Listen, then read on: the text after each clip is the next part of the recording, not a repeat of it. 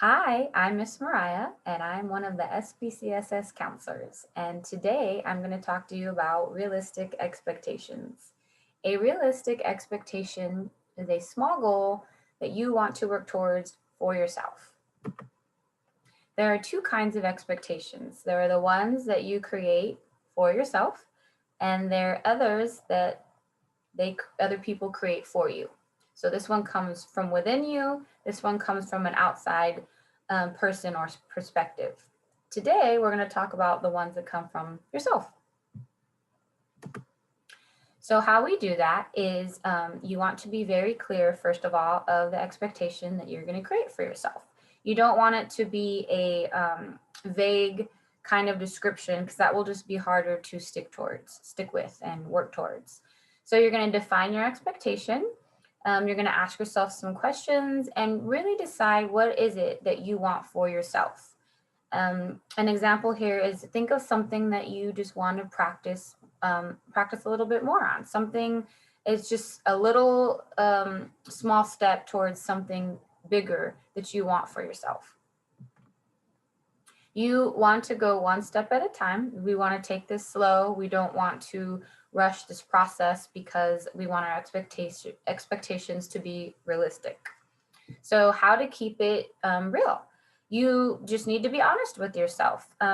Create a list. You can answer some of these questions. Something that is pretty easy for me is blank. Something that takes a lot of work, hard work for me is blank. So you kind of want to rate them from easy to hard because you don't want to start off with an expectation or a goal of something that's going to be really hard for you. And you don't want to start off with something that you're already doing. You want to make it kind of in the middle. So listing them out in these ways can give you, and rating them can give you an idea of where to start and for yourself and your expectation. It's important to, you want to be in the no judgment zone. When it comes to yourself and coming up with ideas and goals for yourself, you don't want to judge yourself. You want to be open and you're really just trying to understand and help yourself. So then at the bottom, you enter something new that I would like to try. So you take something from the middle of those two boxes and put that there, and that is your expectation. It's something you're just giving a try towards. So what we really want to be aware of is we are human.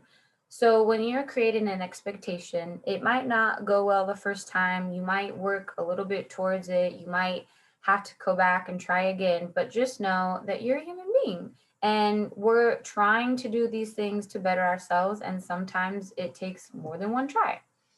Also, there's only so much we can control. So there are going to be things that are going to get in your way that you have no control over. The things that we can control are things that come from ourselves, our thoughts, our behaviors, our actions. Other things that come from the outside, we can't control. So you want to make sure your expectation comes from yourself and it's not dependent on anybody else. It's only you and what you can do. Your realistic means, again, knowing what's attainable, asking yourself, is this possible? So you don't want to set something too far in the future, like when I turn this age or when this happens or when this stops or goes away. You just kind of want to be in the here and now and focus on what's real and possible for you. Because again, you can only change what you can control. So after you create your expectation, you want to support yourself. Go self go. You want, how do you support yourself? You talk to yourself. You use self-talk. So again, self-talk is not something that you go around having conversations with yourself. It's something that comes from inside of you, your head, your heart, and it's things that you tell yourself. So the things that you tell yourself can affect and change the motivation that you have towards working towards this expectation. So if you're only saying negative things to yourself, it's not going to make you very motivated to work towards this expectation, this goal for yourself. So if you're telling yourself nice things and you're being patient with yourself and in the no judgment zone, it's easier to take it step by step and get to the places and the expectations that you want. Yet is better than but. So if you come up with something, it's like, I'm trying really hard, but you're kind of undoing what you're really trying very hard on. So I'm trying very hard and I'm not there yet. So it doesn't close you off from still working towards your goal. It gives you some room, and it gives you some time to grow. So there's an example: I can't do this yet. I'm not good at this yet. I don't understand this yet.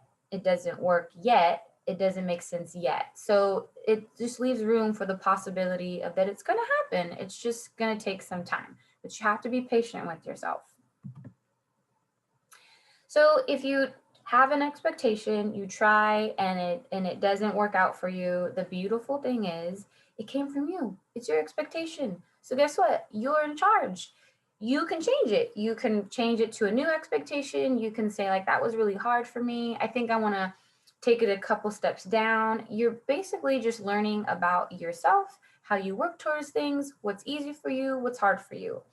You really want to pay attention to how you feel. So if you set an expectation and you're not sure if it's realistic or unrealistic, but every time you think about it, you get a stomach ache or you get a headache or you just feel really tired, that's a sign that you're working towards something that's a little bit too farther out for you. It's something it's not an expectation that's benefiting you, because you want to feel a little bit uncomfortable because you're working towards something and you're pushing something, but not something that's going to make you unmotivated and just zone out or give up or not want to try at all.